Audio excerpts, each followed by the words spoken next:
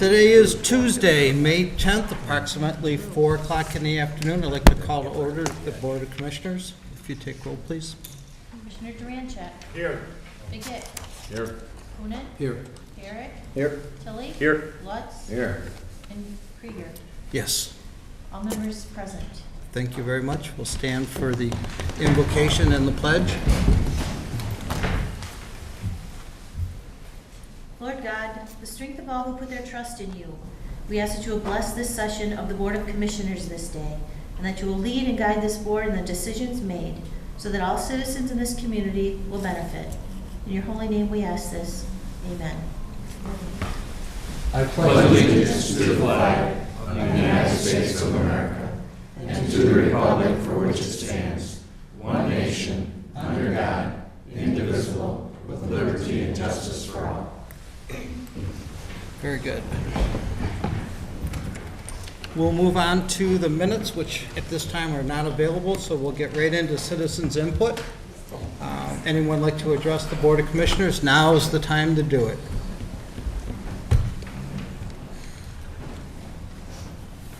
Afternoon, Brandon. Good afternoon, Mr. Chairman, board members. Brandon Kraus, Bay County Register of Deeds. Back in May 4th, I don't know if anybody heard, but Oscoda County's courthouse had burned, and there was some documents that were lost. And unfortunately, the Register of Deeds were in that office, the treasurer was there. There were some members of MDOT that worked out of that office too. So thoughts and prayers first go to them, obviously. But I just wanted to come here before you and in front of Bay 3 TV to give the residents of Bay County assurance that we're taking the right steps here at Bay County to make sure that in the event that something like that happened here in Bay County, we are covered. We scanned all of our deed books, so we will be able to retain all of those records digitally and electronically. So in the event that that does happen, we are covered. So anybody have any questions? Thank you for your time, Mr. Chairman. Thank you. Thank you, Brandon. Anyone else wish to address the board? Please step up, name and address. Good afternoon. My name is Leonard Gorgel, and I reside at 1832 West Anderson Road, Linwood, Michigan, and I'm a resident of Garfield Township, Bay County, Michigan. And I'm here today to request the support of a resolution for the replacement of the Erickson Road Bridge that's in our township. It has been closed for a number of years, and we have a number of stakeholders that have recently, in the past year, petitioned our state legislature and also our federal to try to get support for the replacement of this bridge. It's a span of about 40 feet, 45 feet, but it's very instrumental to our area. Our area is an economically challenged agricultural area. 75 years ago, when that bridge was first created, it was important enough then to have that a primary road and to connect the rest of the township with each other. And we're requesting that we have your support in the resolution to petition our state legislature. We have a project that's in motion right now from the Bay County Road Commissioners for the local bridge program application, and they have 3 different alternatives to a fully replaced bridge. The fully replaced bridge would be comes in at $1,232,000. They have alternatives that could come in at $860,000, depending on the new technology that they're going to propose. Bay County Road Commission is also offering a 20% overmatch of their normal 5% in order to get this bridge to be completed. We have a number of letters from Pinconning area schools. Gladwin County is affected by this. Midland County is affected. And it's a very, very worthwhile bridge. It's not just a nice to have for the people out there. It's really very instrumental to their well-being, public safety, and actually economic development. So that's my appeal to the board. Thank you. And you're working with Dick Gromowski? Dick Gromowski, yes. Actually, my role has been to be an advocate for the people, because it occurred to me that there's so many entities in our government, our local government, county, federal, state, that we just don't know the way. We didn't know how to navigate through it. My background is I'm a retiree, and I manage quite a few complex IT projects, information technology projects. So I'm familiar with coordinating and keeping people up to date and keeping everyone involved properly. So that's my role, is just basically being an advocate for the people. Very good. Commissioner Tilly had a Do you question. have a resolution from the road commission? Yes, we do. Did you share that with us? The resolution, Yeah. let me see. Or just get us a copy, that's all. Oh, okay. And then from that, then we'll probably take action from that. Okay, yeah, I did send something to, I have been working with also, Okay.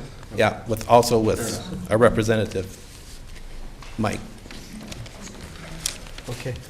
If you'd hold on one second, Commissioner Durancheck, maybe you'd like to talk a second about the agenda item? Yes, well, I'd like to, thank Len for bringing it to my attention, and it kind of came out because of the legislative breakfast that we did attend, and there are some possible avenues of a different type of funding, so. Very good. Thank you. Thank you. Anyone else? Mr. McFarland, good afternoon. My name is Mark McFarland. I'm a resident of Bay County. I'm a licensed private investigator. I'm also a Democratic candidate for county executive. Today, I would like to share a letter that was sent from my agency to the governor of Michigan concerning a confined disposal facility in Bay County. I'll read the letter and then I'll go through a timeline of what has occurred. This is addressed to the Honorable Governor Rick Snyder. Certified mail return receipt requested. And the reason for the letter was a request for an inquisition to be conducted by the Office of Governor of the State of Michigan relating to a confined disposal facility referenced and identified by Army Permit Number 97-024-002-2, request for testing of PCBs, specifically in any and all harmful contaminants. Dear the Honorable Governor Rick Snyder, please be advised that it has been disclosed to this agency that the above referenced confined disposal facility located in close proximity to a residential subdivision in Bangor Township, Bay County, Michigan, may have a high probability risk of containing harmful contaminants, particularly PCBs. It is being alleged that the MDEQ may not have conducted, for unknown reasons, required or logistical unrequired testing of the spoils at this facility. There appears to be a lack of documentation which would suggest that rigorous testing was not conducted. It is blatantly evident that the Department of Army Corps of Engineers, MDEQ, Bay County officials, and Bangor Township officials all have a distinct fingerprint, role, and responsibility in the creation of this facility. All are aware that the facility exists in a residential area, yet there lacks proper marking, no notice via signs to alert the public of potential health risk. Furthermore, this facility is not fenced in any manner to prevent human and animal exposure. Our office recognizes and understands the sensitivity of this disclosure to you. We also understand that this is an inherited matter and that you would not have had any prior knowledge before this notice. That being said, it is our request that you act and act without delay and alert the director of the MDEQ and ask for a complete investigation into the potential health hazards that may exist for residents of Bangor Township. This agency will be scheduling disclosure of this correspondence to the media within a brief period of time upon the receipt of delivery to your office. Our agency will work in full cooperation to ensure that your investigation is transparent and in the interest of the citizens of Michigan. Your reply will be anticipated. Sincerely, Mark A. McFarland. Okay, this letter was sent March 30th, 2016. It was sent by certified letter to the Governor Rick Snyder. On April 4th, 2016, the letter was received and signed by Chris Murphy for the governor. Without delay, the governor's office emailed the Saginaw Bay District Office of the MDEQ. On April 14th, 2016, I sent a copy of the original letter to the governor via fax to the Detroit Free Press, Detroit News, and TV 25 News. On the local level, I hand-delivered a copy to him live. April 21st, 2016, without any response by the MDEQ or the media, I visited the MDEQ Saginaw Bay District Office. I spoke with Brian M. Rudolph, District Supervisor, and when questioned about the confined disposal facility, he stated that due to the testing requirements and the amount of dredged spoils at that time, that it was not required to test the spoils for contaminants such as PCBs. With other environmental concerns such as the Pinconning landfill, Hartley landfill, Middle Grounds, Dow Chemical permitted by the EPA to burn and dump deadly dioxin, it is my conclusion that this also was reckless policy by public officials in Bangor Township and Bay County to have established this site when there existed a viable alternative site by the Army Corps of Engineers. Was this a matter of cost? Perhaps a cost-cutting decision that could now be jeopardizing public health? This confined disposal facility in Bangor Township now has a restricted covenant. Any future use is now restricted by requirements of the MDEQ. It is unconscionable that this property would ever be used for any type of recreation without it first being cleared for contaminants by rigorous testing. If this board and the current county executive do not have the political will or courage to demand immediate testing, then as an inherited matter, as the next county executive, I will make this first priority to have this site tested to determine if it is safe for the citizens of Bangor and Bay County. Any questions? Yep, just so everybody knows this is the Bayside Park that's off of Bangor Road. It is in the middle of a residential area. Before this was filled in, it was a swampy area, and they took the dredgings from the Cucaulin River and then the lagoon and put those spoils there instead of going out to the island that was put together by the Army Corps. In conversations with the DEQ, I was told, based on what they thought was in this landfill area, that if they put a top dressing of 3 to 4 inches of dirt, that they would be able to use it as a park. Concerns were the fact, what was in that. Are there any health issues dealing with the residents that are on the back side of this area? I know Mr. Hickner has had meetings with Dennis Cooley, who is the supervisor of Bangor Township, and there's been discussion on who's responsible or who should be doing soil samples to let the residents there know exactly what's in their backyard. So Tom, if you want to make a comment on this. Well, there are a couple things that we've been discussing as well as working on. The first is identifying who is the appropriate governmental entity to do the testing. And since it's township-owned property, it would likely be the township would initiate it. The second area that we're looking at is funding sources that might be able to be used to help pay for the testing, and that would obviously be done in conjunction with a qualified engineering firm. And then the third area that we've been doing some research is just to find out what the history of the property was, not only in terms of what you just stated, but also the involvement out of the county. It's my understanding that it was a drain commission project that initiated that, and so we also need to bring the drain commissioner into the discussion.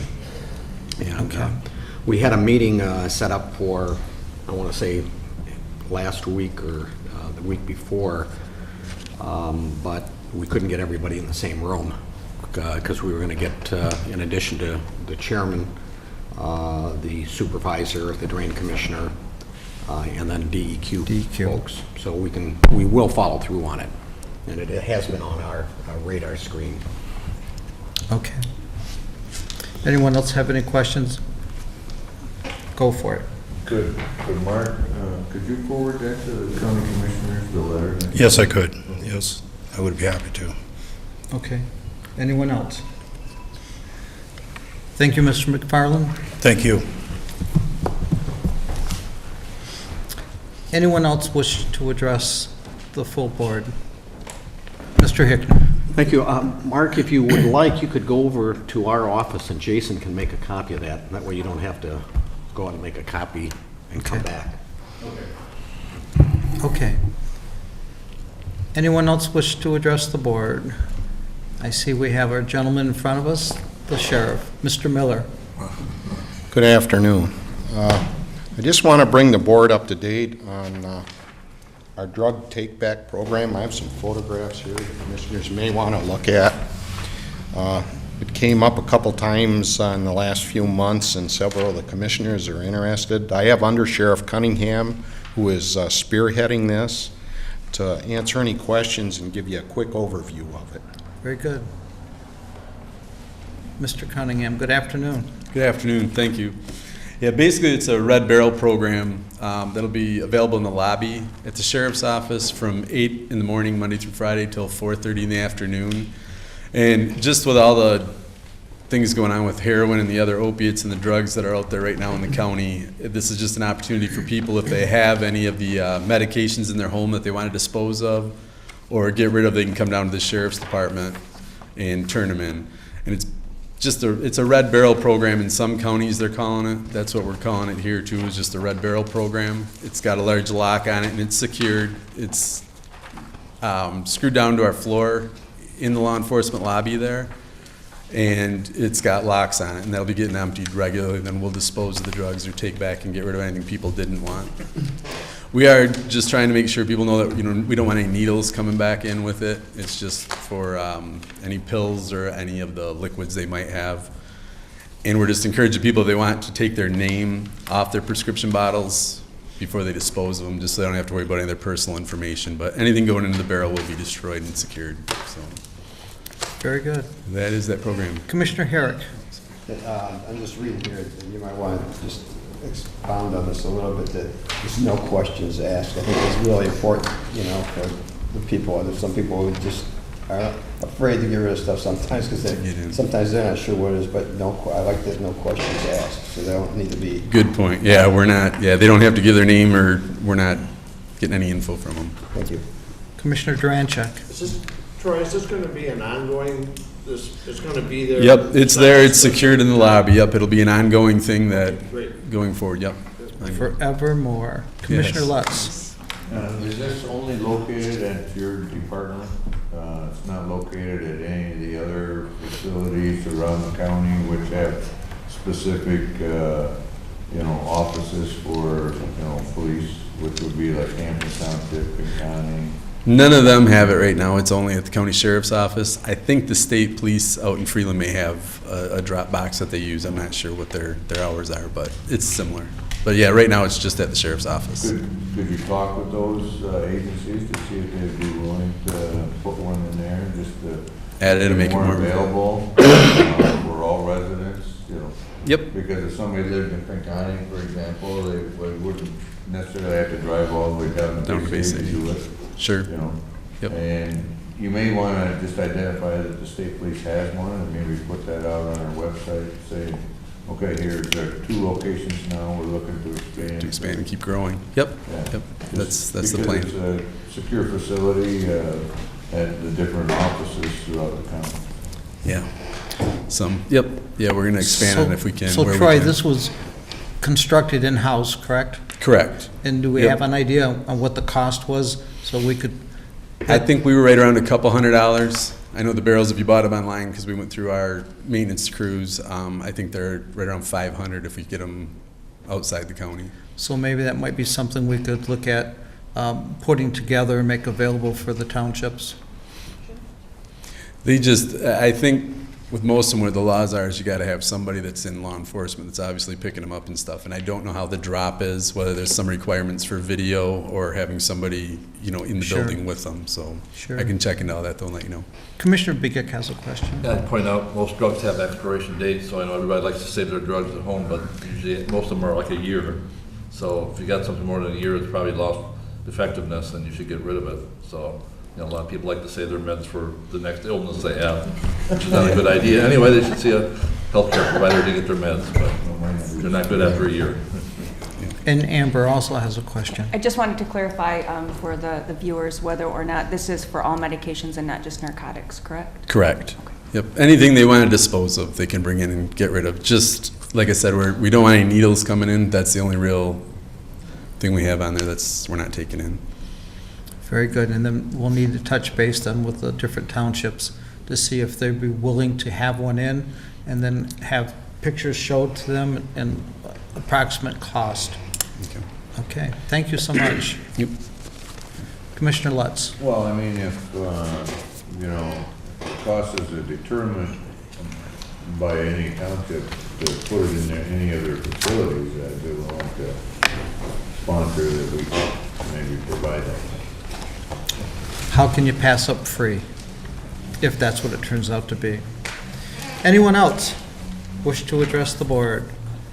If not, we'll move into petitions and communications under presentations. I don't believe the trooper is here. So we'll move into number 2, Catherine Burkholder from Consumer Energy. Welcome to Bay County. Thank you so much. I had a little time to kill and went down by the river, lots of cute shops and restaurants, so it was really a pleasure to see. It's even better if you spend money. I did. Name and address, if I could, please. Catherine Burkholder. I'm here from 6240 Hiawatha, Whitmore Lake, Michigan, with Consumers Energy. I'm here today to give you an update on the meter technology that's going to be coming to Bay County this year. And we've installed 900,000 meters in the state of Michigan so far. As we move out of Flint, we're going to be moving towards Saginaw and then up into Bay County. So there are certain parts of Bay County, I can't tell you what exactly, but we will have certain parts that may receive their meters as early as this year, in the fall of this year, but much of Bay County will receive them in 2017. So I'm going to show you very quickly our new electric meter. It looks very much like the old meter that's probably on your house right now. And the difference between this meter and the older meters is that in here is a cell phone chip. And what we do is during the middle of the night, sometime between midnight and 3 a.m., we get one text message of each resident and business's energy use for the day. So what that does is it eliminates estimated bills for our customers. We get an accurate bill every single month. The other nice thing is that our customers can go online and look at their hourly energy use and start to really look at how they use energy and make decisions based on that. For instance, if they have an old refrigerator that they're thinking about keeping in their garage or their basement, and they bought a new energy efficient refrigerator, they could plug that old refrigerator in for 2 hours, unplug it, and then go online the next day and look at the change in energy use and really begin to think about whether or not it's worth it to store that old refrigerator or not.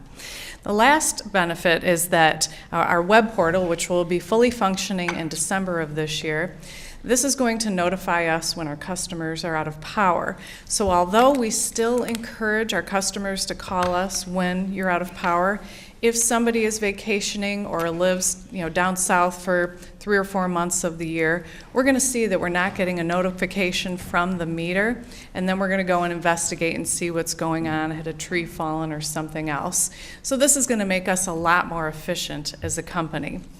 And I should also say that for our customers who have us for both electric and gas, our combination customers, they'll also receive a new gas module that fits on the face of the old gas meter.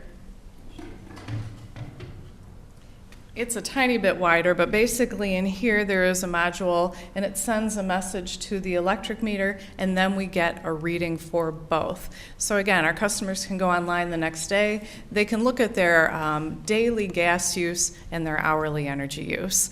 When you might start hearing about this is when your residents receive this blue note card. It tells them that they're about to get a new meter, and this blue note card means that we're about a month away from installation. It has a phone number, a web address. If they have any questions and want to call us, they can do that. 2 weeks before we come out, we send each resident this letter. And what I like about this letter is you may have heard a little bit about the phone scams that are going on where someone may call and they target the elderly, but they will call and say that they owe us money and they want them to go put money on a card and give them the number, or if they showed up at their door and said they owed money, we tell them we never collect money that way, and our installers will arrive in a clearly marked white vehicle that says Consumers Energy. It's usually a Ford Focus, but it does say Consumers Energy. They have to be properly ID'd, and they would usually be wearing, well, they'll always be wearing a brightly colored yellow vest and usually have safety equipment on their head as well. If somebody is concerned, again, our phone number is on this, and if they want to set up an appointment to have the meter installed, some people just like to know what's going on, they can call a phone number that's on this sheet and set that up as well. Most people will not know that we were here until they come home and find this green door hanger, or green commemorative door hanger that says your upgraded meter is installed. But if they do come home and find this blue door hanger, it says, sorry, we were unable to install your meter today. Might have been a large dog guarding that meter with his life. That happens quite a bit. But we'll come back when he's away and happy and fed. So that's a lot of the outreach we do. I should tell you that if for some reason somebody does not want the meter, sometimes people will go online and read the first thing that pops up, and there are people that think that we're the government and we're going to monitor how they're using energy. We still get just a measurement of energy per day. We can't tell what anybody's doing. The meters are a very safe technology. But if they still want to opt out, there is a $69.39 one-time fee that's going to cover the eventual replacement of the meter and all the old programs we're updating for the old meter. And then also there's a $9.72 per month meter reading fee.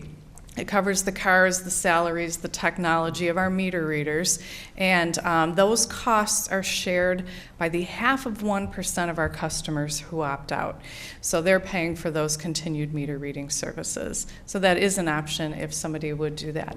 I do have my card in here so that if you have follow-up questions or if you know of someone with a question, this is what I do. I would be more than happy to give them a call or send you an email, whatever it might be. Please don't hesitate to contact me. And if you have any questions today, I'm happy to answer them. Yes, sir. Mr. Herrick. Thank you. I just want to make sure that everybody that's listening has it straight. So to get this technology, there is no cost to get it. There is only a cost to not get it. Yes. And the other part of that is, like at my house, we have a lot of people here have basic electric light and power. Mm-hmm. So will they just change the gas meter then, or is it a combo? Is it a combo? Just the combination customers right now. Eventually down the road, we will be upgrading our gas-only customers, but not within the next year or so. Okay. So, good question. Yes.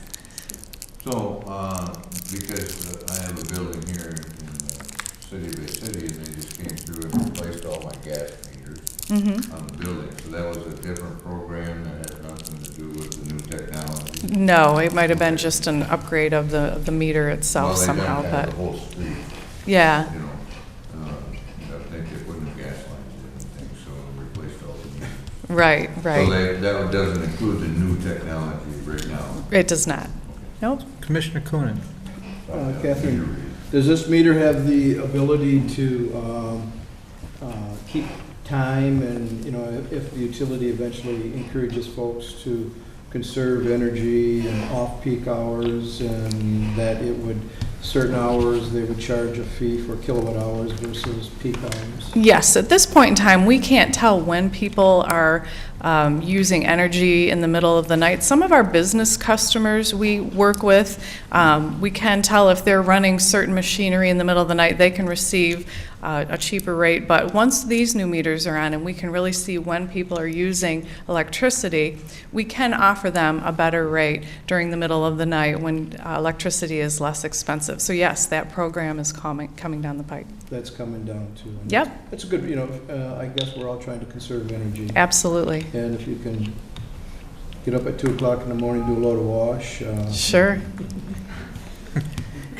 I have a question for you. My wife leaves on at night.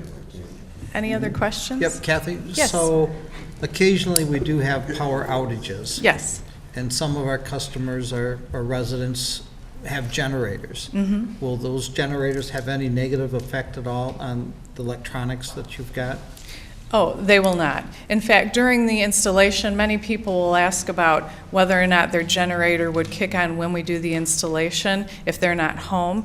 It could. A lot of times we will sometimes bypass and they will never know the electricity went off. We do have that capability, but in the event where we don't, it would be just like a standard power outage. They'd lose power for 5 or 10 minutes. The generator might kick on, but then when the power comes back on, they'd be fine.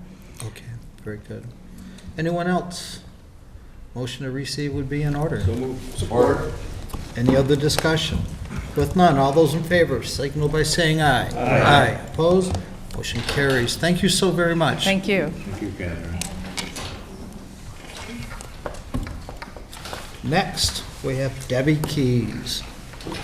She has an overview and information for the upcoming Senior Olympics, of which Mr. Begic, Mr. Durancheck, I think Mr. Herrick, all qualify. Correct. And I do have packets for you here, so we can register right now. Hello, my name is Debbie Keys, and I am with the Bay County Division on Aging as the Program and Event Manager. And I'd like to thank you for letting me come today to talk a little bit about our Senior Olympics. Sometimes I'm approached with people saying to me, "It's the best kept secret in Bay County." No, it isn't. We've been strong for 29 years. This is our 29th year this year. It will start June the 1st and run through June the 17th. And then we conclude with an awards ceremony and our banquet. Our theme this year is For the Love of the Games. And our Olympic Committee comprises of about 30 members, and those members include staff, some local businesses, and senior participants.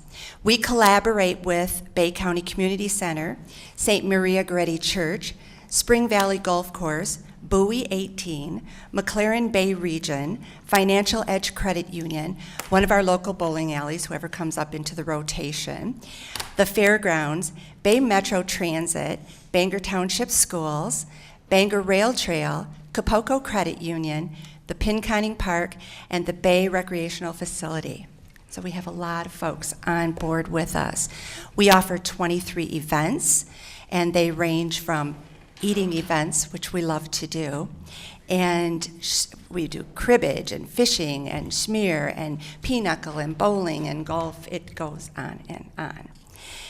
We mailed out and distributed over 1,000 packets, and last year we entertained 263 senior Olympians. We have 2.5 weeks of fun and excitement. Our Olympic mission is promoting fellowship, physical and mental health through activities for adults 55 years and plus. We offer medals, gold, silver, and bronze for the top 3 places. And on most of the events, we do separate men and women categories. We acknowledged our 90-year participants at the banquet where we gave them special recognition.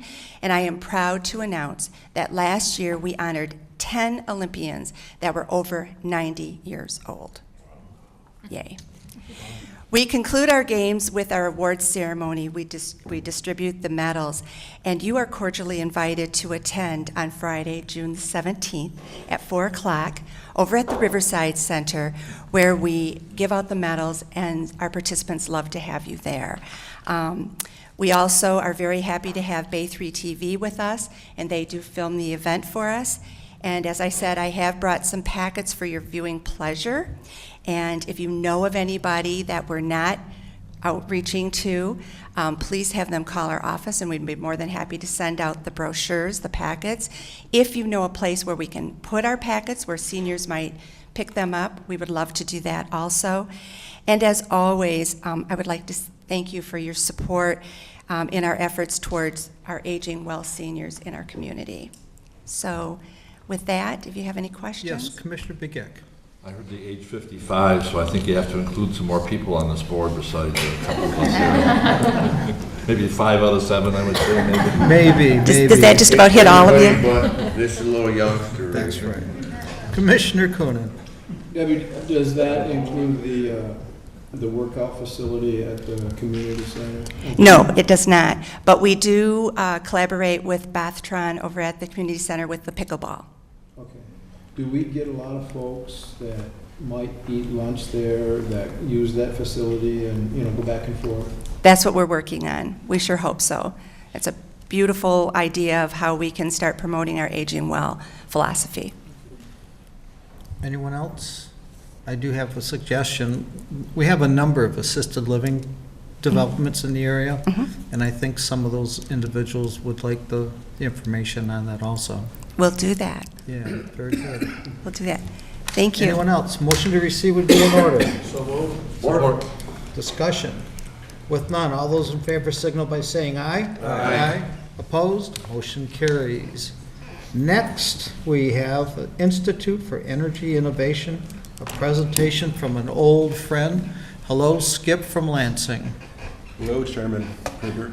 How about, just a sidebar, Skip and I go back to the year 2000. In the year 2000, and I don't take this personally, but Big Brother wanted to come in and tell people who lived on the beach in the state park what they could or couldn't do with their beaches. So Skip and I go back to the founding of SOS, and we were on opposite sides of the table that eventually worked out for the residents. So I'd like to say, good to see you again. It's great to see you, and thank you for allowing me to present to you, and thank you, commissioners. I have a PowerPoint here. How do I illuminate it to the screen? The TV remote's there?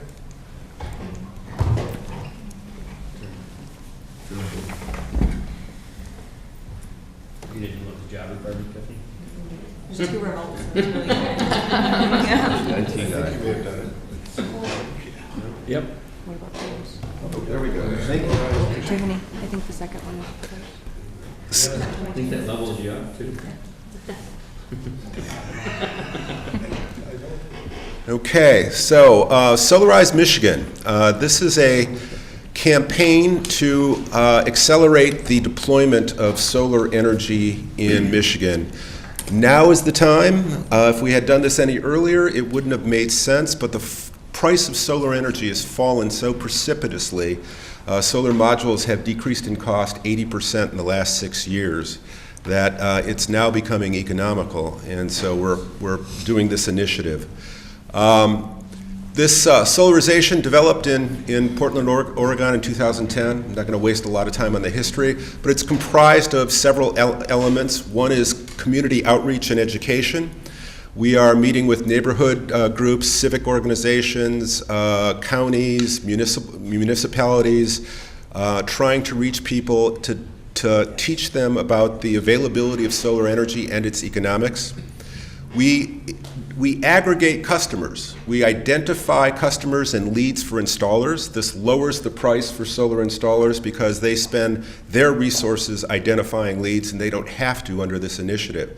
In fact, we found that there are 113 installers in Michigan, and through a highly competitive process, we put out a request for proposals. We had 13 applicants for this program. We selected 3. They're all licensed and insured. They're all very experienced. They all provided a whole array of references which were checked out. So we have really good installers. I should say, and I neglected to say, this initiative is for the Great Lakes Bay region. It is Midland County, Saginaw County, and Bay County only.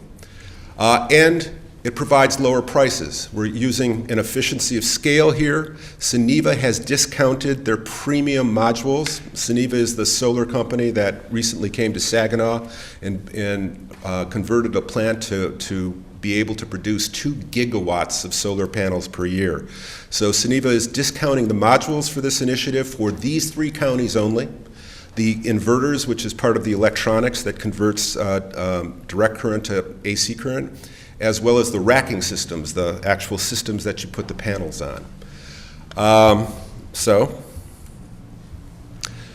There are about 20 solarization efforts around the country, but this is the first in Michigan and only the second in the Midwest. And the notion behind this is that if you start making solar systems visible, there's actually scientific literature on this, very sophisticated surveys that have been done.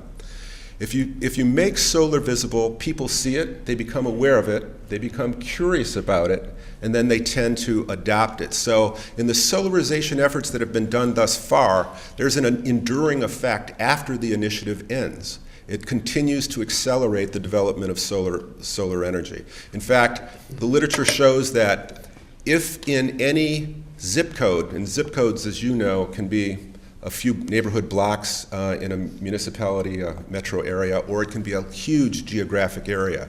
But generally speaking, if you have 25 solar systems deployed in a zip code, that is sort of the threshold where rooftop solar takes off. So, why now in the Great Lakes Bay region? Well, the little known secret is that this region is really the solar capital of the Midwest. We have Dow, which produces the Powerhouse shingle. We have Dow Corning that makes encapsulants and other materials that's part of solar module production all over the world. We have Hemlock Semiconductor, which is the largest producer, or now one of the largest producers of polycrystalline silicon, the base material for solar modules in the world. We have Nexteer, or Sunsteer, that's part of Nexteer, that makes the movable racking systems for solar. And who am I leaving out? Suniva, the panel maker. So we have all of this manufacturing capacity in Michigan, yet in Michigan, we only account for 0.2% of the solar being deployed in the United States. We're way behind other states, so this is timely. So does solar work in Michigan? Well, until 2015, the largest deployment of solar energy in the world was Germany. Germany to date has deployed 42 gigawatts, 42 billion watts of solar panels in Germany. The United States has deployed about 25 billion watts of solar panels. China has recently overtaken Germany, but here's the point. Germany is at 61 degrees latitude.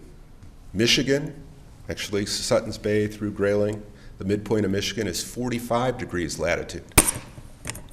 So Germany, on average, is 400 miles farther north than the state of Michigan, yet through 2015, it was the largest producer of solar energy in the world. In fact, on Sunday, on, May 7th, May 6th, Germany produced 90% of its power from renewable energy.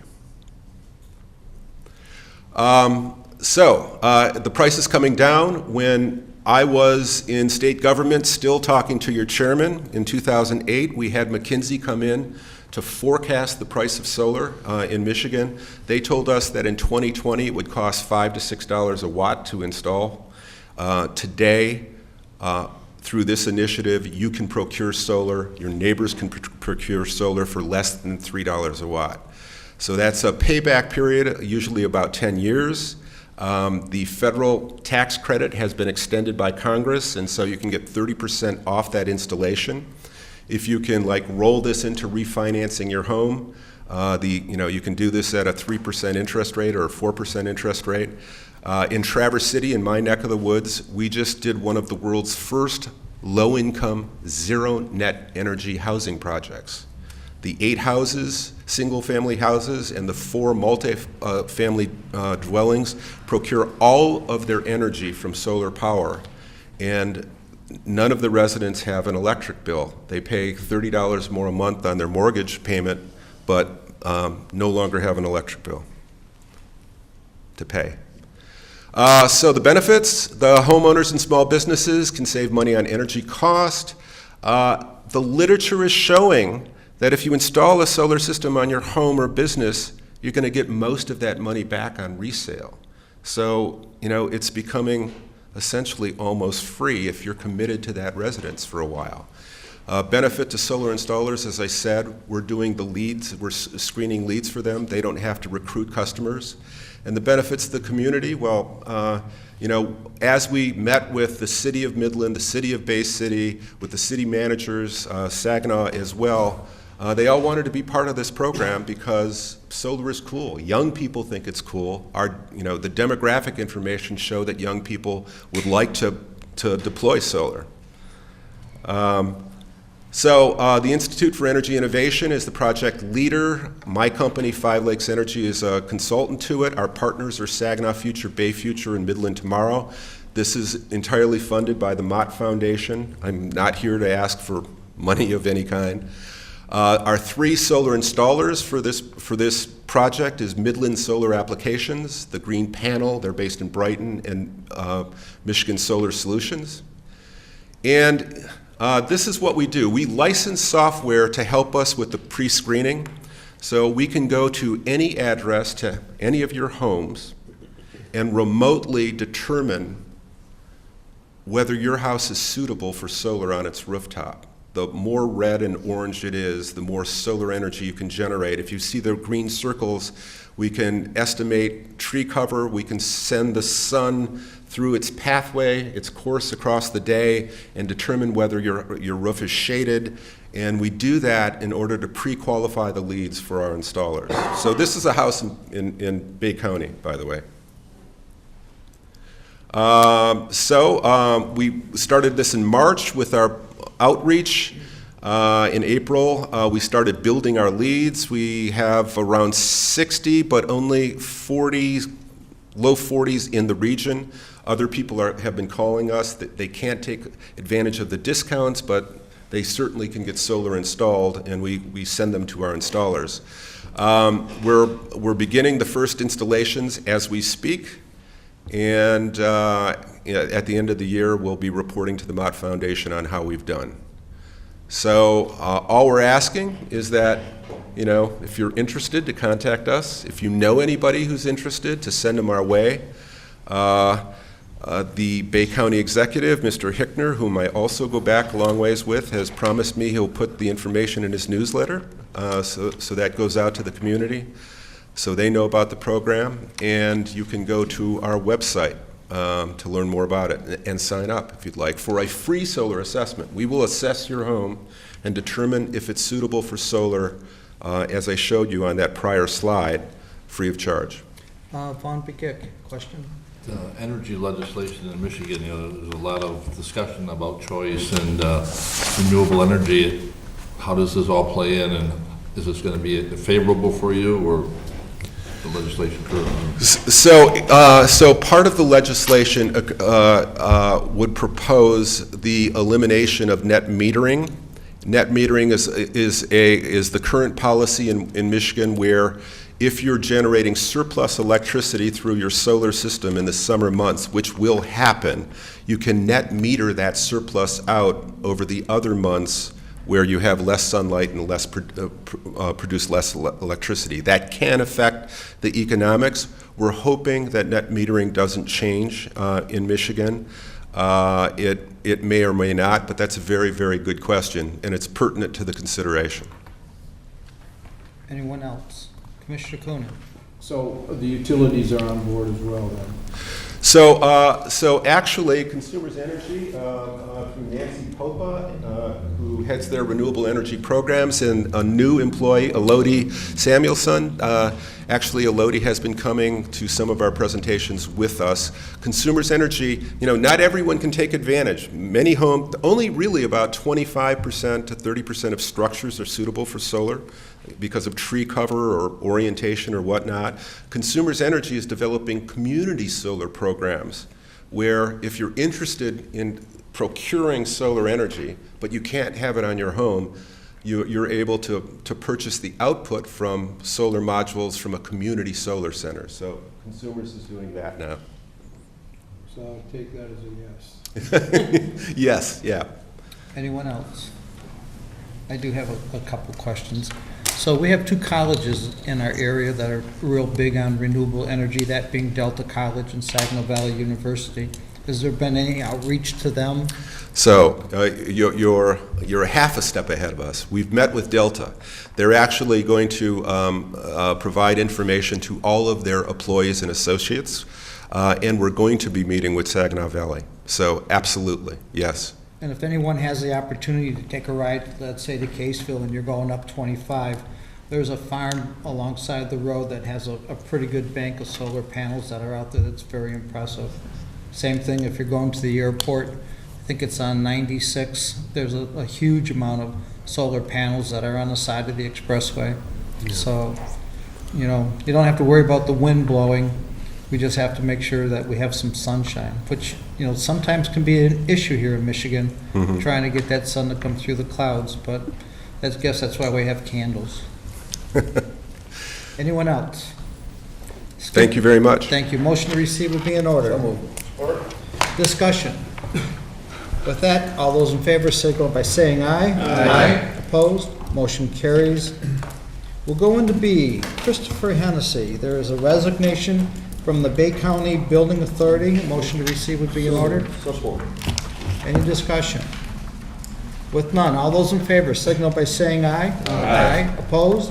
Motion carries. We'll move into reports and resolutions of committees. That brings up Mr. Coonan. Thank you, Mr. Chairman. From Ways and Means, we have Resolution 2016-106. This is amendment number 3 to the CPBC agreement with the Health Department. I move this resolution. Support. Discussion. With none, all those in favor signal by saying aye. Aye. Opposed? Motion carries. Resolution 2016-107. This is the finance officer. It's going to be an MM15 two-year level through personnel. This is a new position, or new person. I move this resolution. Support. Discussion. With none, all those in favor signal by saying aye. Aye. Opposed? Motion carries. Resolution 2016-108, 911 Central Dispatch Assistant Director, and resulting vacancies and some temporary staffing through personnel. I move this resolution. Support. Discussion. With none, all those, Commissioner Tilley. Chris? Chris is here. Didn't we hire somebody? Come on up, Chris. Are we going to? We are going to, Okay. After this approval.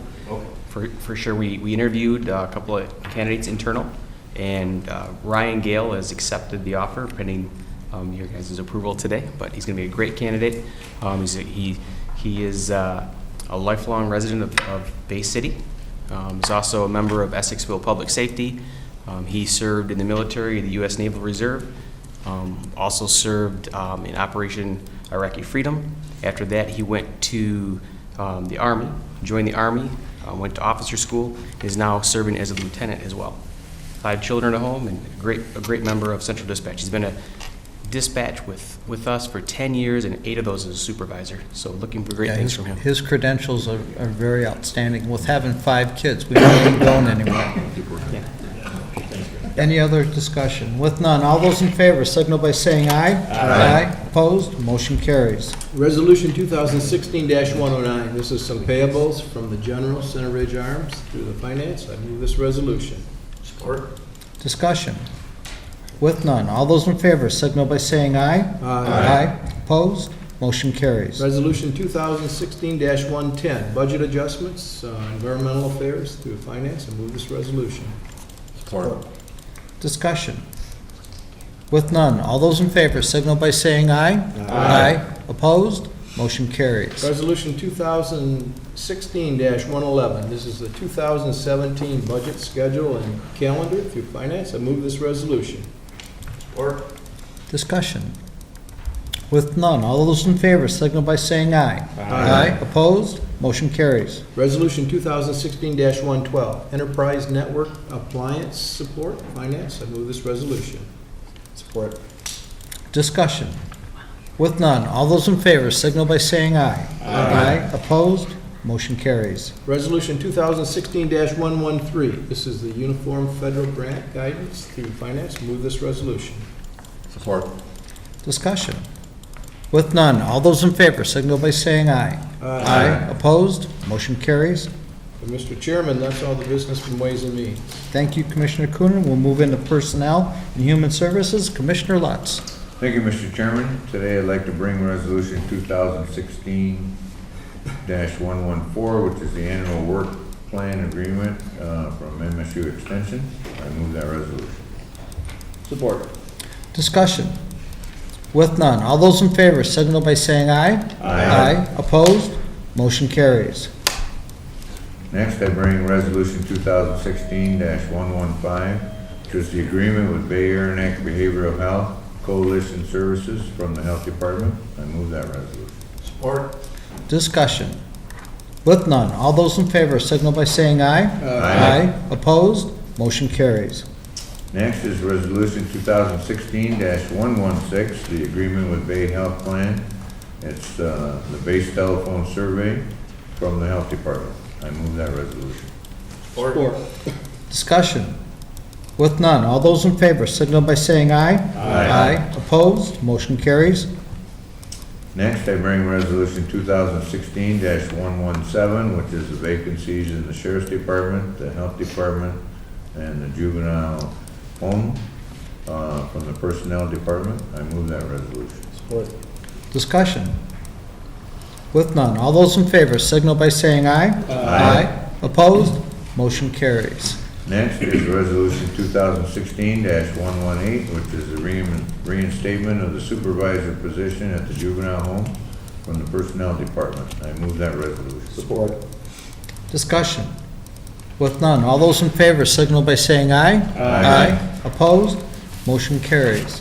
Next is Resolution 2016-119, is the reclassification of the Public Health Director from Personnel. I move that resolution. Support. Discussions. Commissioner Coonan. Thank you, Mr. Chairman. Now, I do support this, but I think we had a discussion in the past that we were going to do a little reorganization there as well, and I'd like to see that come forward next month for the Board of Commissioners as well. I know you guys have been doing some things over there, but we did have some discussion on that, so hopefully we'll get that going in next month's meeting. Any response? With none? Yes, we will. Okay, very good. Or we'll review this one next month. All right. Any other discussion? With none, all those in favor signal by saying aye. Aye. Opposed? Motion carries. Well, thank you, Mr. Chairman. That's all I have from the Personnel and Human Services Committee. Thank you, Commissioner Lutz. We'll go into Board of Commissioners, and it would be Commissioner Tilley. Thank you, Mr. Chairman. We have Resolution 2016-120, report to the county executive. I so move this resolution. Support. Discussion? With none, all those in favor signal by saying aye. Aye. Opposed? Motion carries. Resolution 2016-121, the Erickson Road Bridge, a resolution from Commissioner Duranzik. I so move this resolution. Support. Discussion? I'm glad to see that there's active support from the community. That'll help go a long ways, I'm sure, with Lansing. So, all those in favor signal by saying aye. Aye. Opposed? Motion carries. Thank you. Welcome. Resolution 2016-122, the EPA and Army Corps of Engineers implementation for regulation of defined waters of the U.S. Under the Clean Water Act, proposed by Commissioner Krieger. I so move this resolution. Support. Discussion? I do have a word or two, but go ahead, Commissioner Tilley. You know, I chuckle. I show, in sociology when I teach this, and we talk about framing of things and framing of words. And when the Clean Water Act and the Clean Air Act were both passed under George Bush, they both lifted lifted regulations and allowed for more pollutants into the atmosphere. And but who would vote against something that said the Clean Water Act or the Clean Air Act? And they framed it well to move this forward, much like they do with things in education now. That that No Child Left Behind. Or who would vote against something like No Child Left Behind when it withdrew $675 million of funding from the state of Michigan. And withheld it from us because we couldn't meet the standards that the federal government set, and they knew that we couldn't hit those standards. But yet then they could turn around the following year and say, well, you guys just didn't meet the standards, so you didn't get the $675 million. It's your fault. But they were unreachable. And anyways, the wordsmithing here is something that caught my eye, and I just wanted to throw in my 2 cents. So. Yep, and Commissioner Begic. Yeah, the Bay County Farm Bureau and the Michigan Farm Bureau has come out opposed to some of the regulations also, so I support the resolution. It's unfortunate that where we are right now, we all have been affected by the Army Corps having power. And if you don't believe what their strengths are, take a look at our shoreline at the Bay City State Recreation Area. That was all done through the Corps. So when I saw this come up, I definitely thought that for Bay County, being that the bay is on our shoreline, that we need to make sure that the Corps doesn't have any more power than what they have to be able to regulate. I mean, this is as dumb as if there's a stream that comes into a ditch that could be miles away from any rivers or any body of water, that they would have the ability to regulate and tell them what they can and can't do. And I think we have enough of that going on with the Corps right now. So I appreciate your support on this, you guys. So if there's no further discussion, all those in favor signal by saying aye. Aye. Opposed? Motion carries. Resolution 2016-123, the 2016, the year of the economic developer, which I informally call the Mark Litton year resolution. I so move this resolution. Support. Discussion. If we could, Madam Clerk, if I could have you read the resolution. Thank you. Of the Bay County Board of Commissioners, whereas the International Economic Development Council is celebrating its 90th anniversary in 2016. And whereas the International Economic Development Council is the largest professional economic development organization dedicated to serving economic developers. And whereas the International Economic Development Council provides leadership and excellence in economic development for communities, members, and partners through conferences, training courses, advisory service and research, in-depth publications, public policy advocacy, and initiatives such as the Accredited Economic Development Organization Program and the Certified Economic Developer designation. And whereas economic developers promote economic well-being and quality of life for their communities by creating, retaining, and expanding jobs that facilitate growth, enhance wealth, and provide a stable tax base. And whereas economic developers stimulate and incubate entrepreneurism in order to help establish the next generation of new businesses, which is the hallmark of the American economy.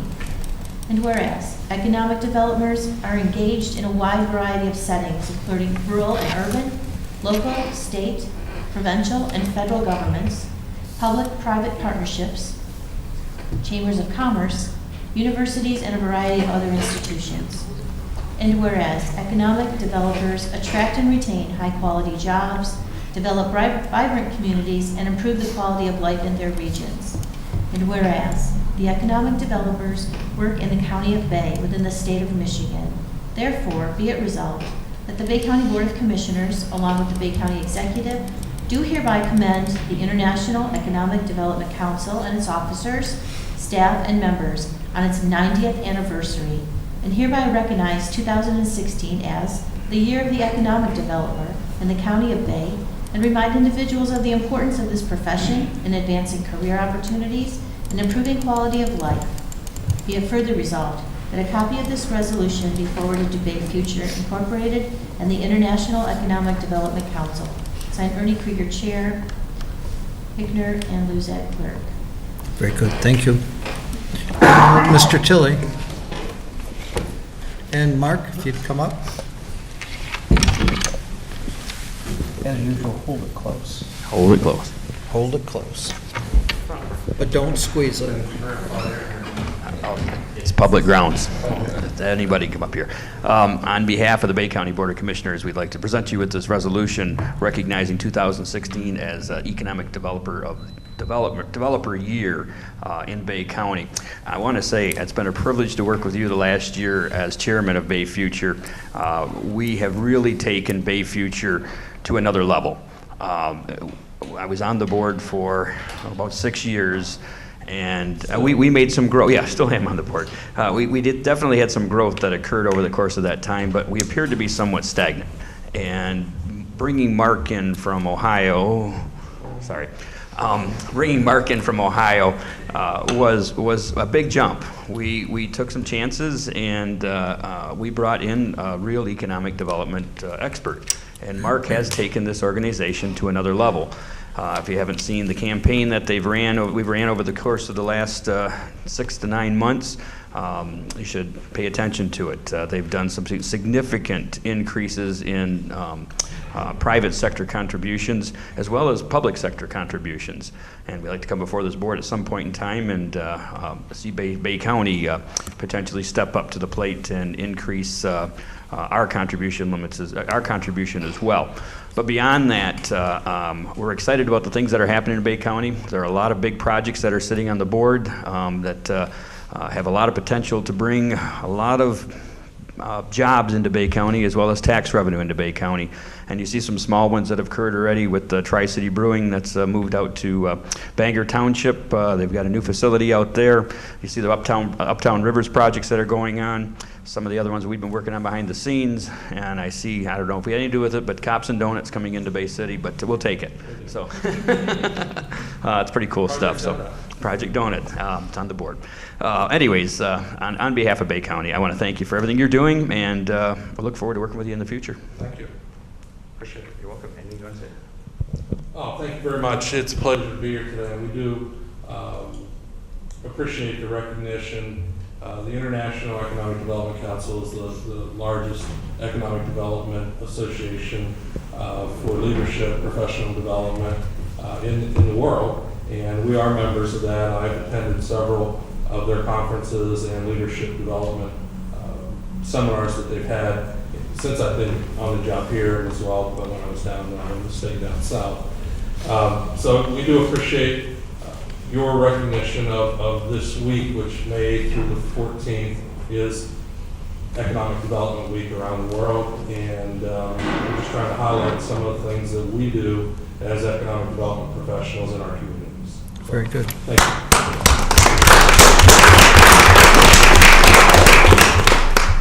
Thank you.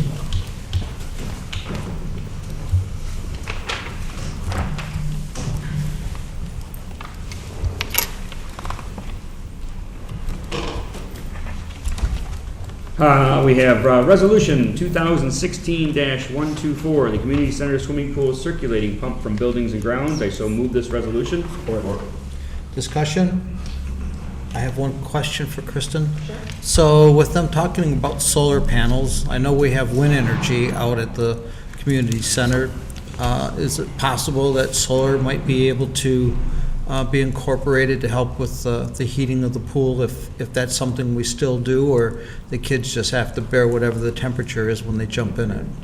It is, the pool is heated, and I can work with John to see if solar is an option for us. Okay. And I can get back to you. That'd be great. If we can save a few bucks, that'd be awesome. Commissioner Tilley. And I think there has been in the past, I don't know if 2016 bears true, but for municipalities, there were some federal programs that provided funding for those institutions, so that government could be like a model for the community, putting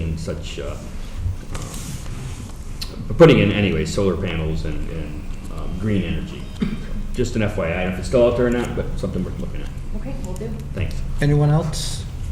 With that being said, all those in favor signal by saying aye. Aye. Opposed? Motion carries. That concludes business from the Board of Commissioners, Mr. Chairman. Thank you very much, Commissioner Tilley. We'll move into reports of the county officials and the county exec. There is a recommendation for appointment. It would be Resolution 2016-125 that involves a young lady by the name of Jan Histon as a Bay County Finance Officer. So moved. Support. Discussions? With no discussions, all those in favor signal by saying aye. Aye. Opposed? Motion carries. Let's move into unfinished business. Do we have anything to discuss? New business? Miscellaneous? Commissioner Coonan. Oh, thank you, Mr. Chairman. Where did our friends from Consumers go? They wanted, I was talking to Mary prior to the meeting, and Consumers wants to take a more active role in beach wellness. Awesome. Being that they're on the river and the bay.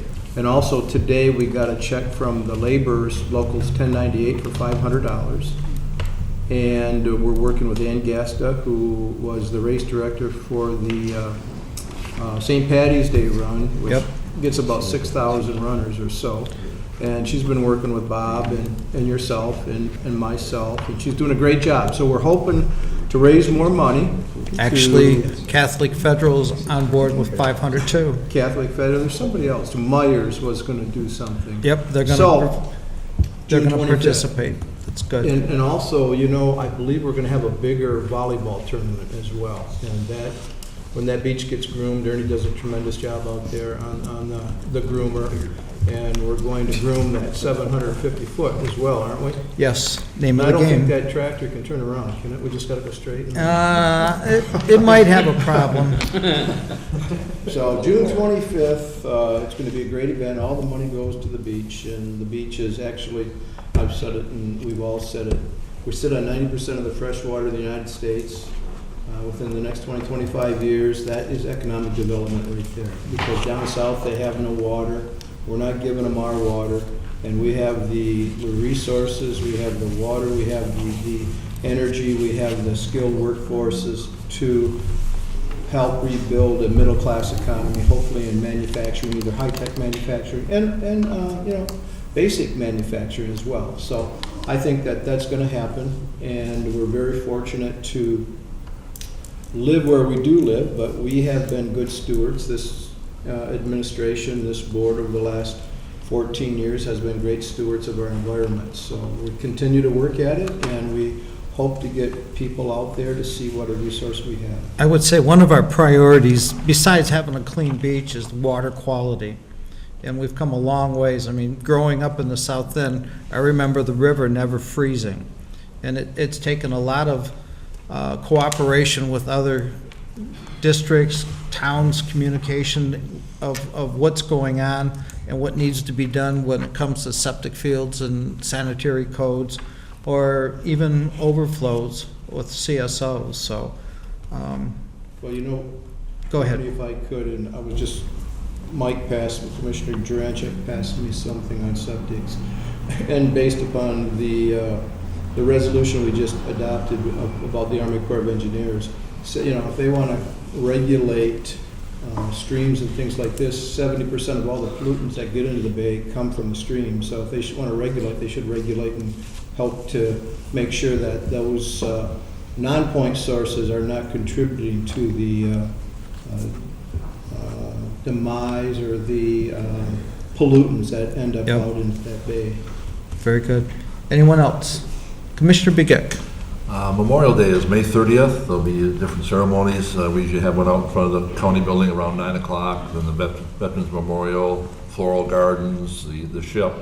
It should be in the paper. It'll be published in the paper and encourage people to come out and honor the veterans. Very good. Thank you. And Mr. Redmond. I just wanted to mention on the beach wellness that we raised over $120,000 in the 10 years we've been active. We just bought our second groomer, which had to replace. That was $25,000 this year. Yep. And we bought a tractor, which was probably $20-some thousand, and several floating docks. Well, we bought a very special dock that's going in for the first time this year, which is handicap accessible, goes out and has special seating and right down into the bay. So, Yep. and the boardwalk. Correct. I I think we're still on target for it to be accessible by Memorial Weekend. That was the goal, and I know that there's some activity going on with the DNR out there at this time, so hopefully everything will go. And Mr. Hickner. Just a short announcement. I wanted to thank Kim Presnitz for serving as the acting finance officer after Crystal left. Fortunately, she is still going to be here and managing all of the budget issues in the department, and she really did a good job, and we appreciate that. For a small lady, she has certainly carried the load on her shoulders. I mean, going all back to when Mikey was here. I mean, you're a trooper. We're very lucky to have you. So, anything else under announcements? I've got some appointments to announce. In June, we have a library board. It's a 5-year term. Currently, Don Carlion is there. Under the building authority, we have a 6-year term resulting from Chris's, I would say, resignation. In October, we have a Land Bank Authority. which is a 3-year term. Dick Burns is currently in there. And then under the Department of Health and Human Services Board of Directors, there's a 3-year term there. Mr. Starkweather is at that point. And then in December, we have Division on Aging Advisory Committee. There are 4 2-year terms in Districts 2, 4, and 6, and 1 at large. And I do not believe we have a need for a closed session, right, Amber? We do not, Mr. Chair. Very good. And then Mike Durancheck? Motion to adjourn is always in order, Mr. Chair. All those in favor, signal by saying aye. Aye. Opposed? We are adjourned.